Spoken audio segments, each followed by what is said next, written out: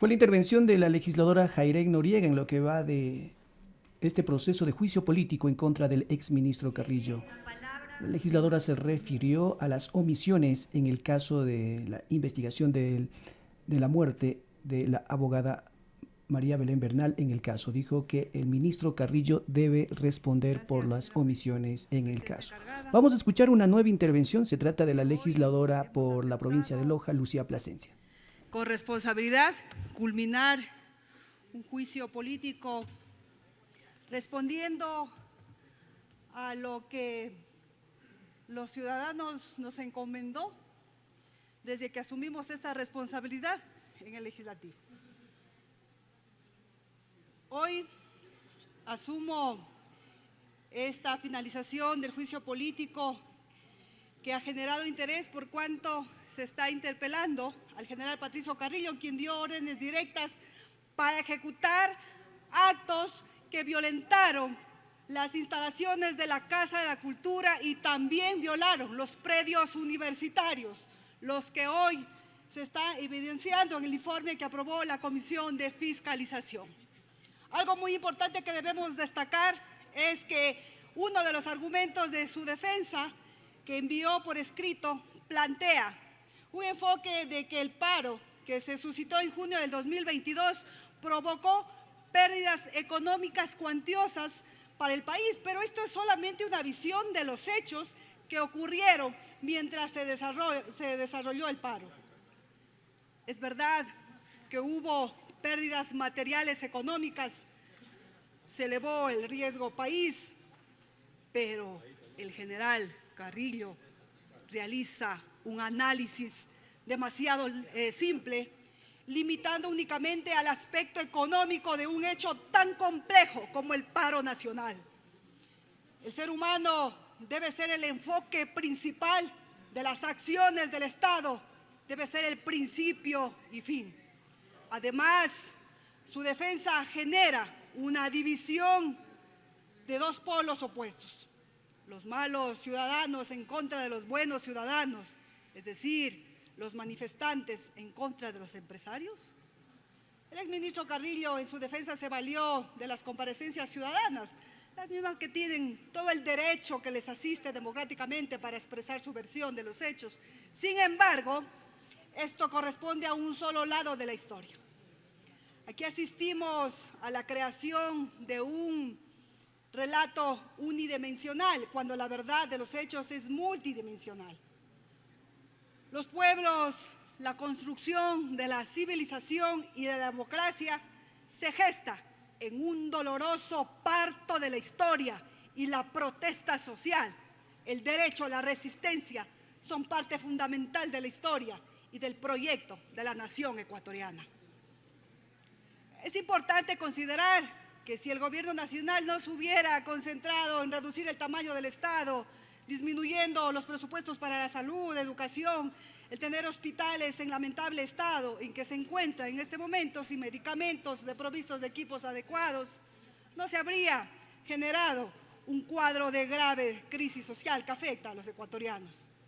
Y si su objetivo no hubiera sido solo la venta del Banco del Pacífico o privilegiar acuerdos con el Fondo Monetario Internacional en detrimento de la inversión social, entre otros factores, no se hubiera desencadenado las protestas sociales que sucedieron en junio del 2022.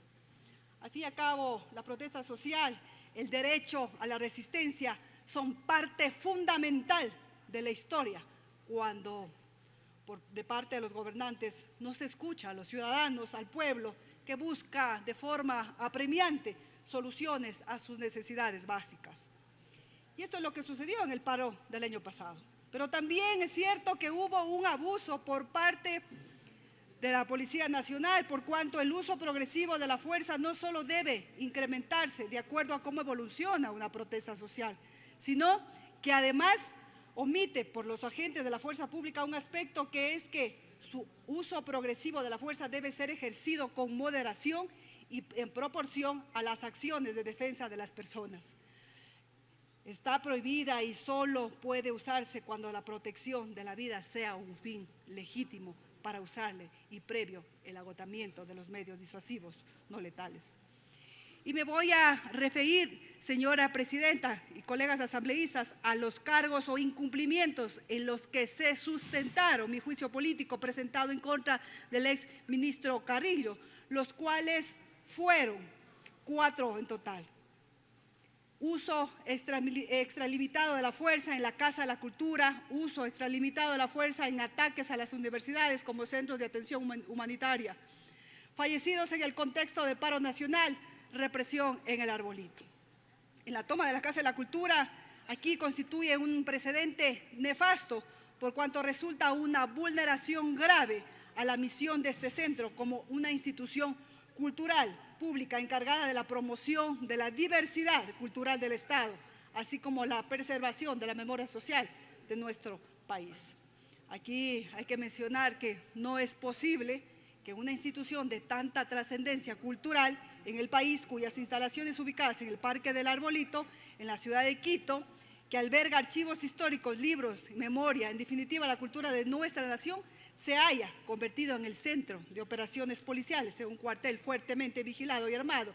y el centro de operaciones para reprimir las movilizaciones sociales.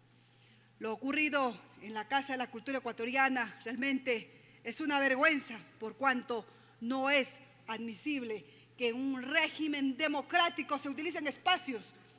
que son dedicados a la manifestación de las artes y la cultura y sean vilmente pisoteados por la fuerza pública. Y donde se desconoció la responsabilidad que tiene el Estado ecuatoriano de velar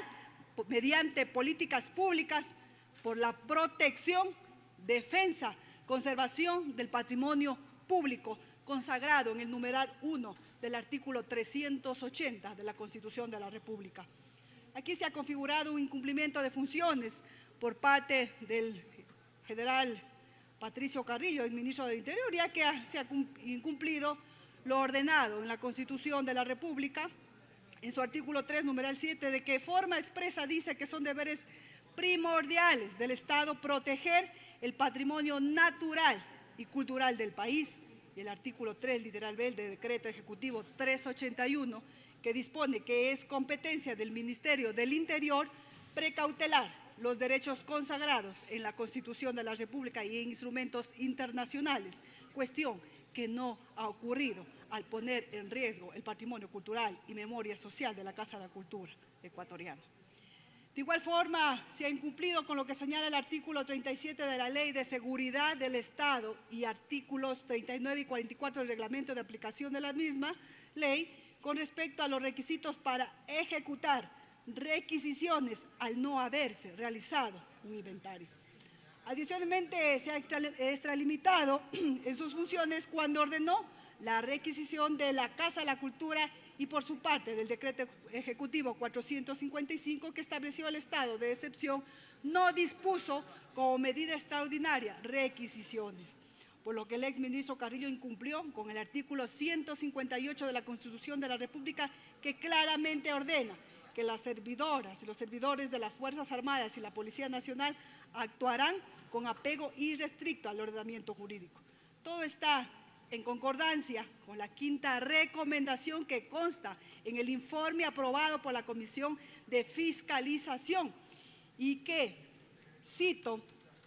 la Policía Nacional ha ejecutado una requisición a la Casa de la Cultura Benjamín Carrión que ha transgredido la Convención sobre la Protección del Patrimonio Mundial, Cultural y Natural de la UNESCO. Debido a esto, la decisión de sellar los accesos a las reservas de la Casa de la Cultura ecuatoriana es una medida temporal para recoger los bienes patrimoniales. La protección del patrimonio cultural y patrimonial es un asunto importante y debe ser considerado de la toma de decisiones y acciones por parte de las autoridades y de esa manera respetar la Constitución.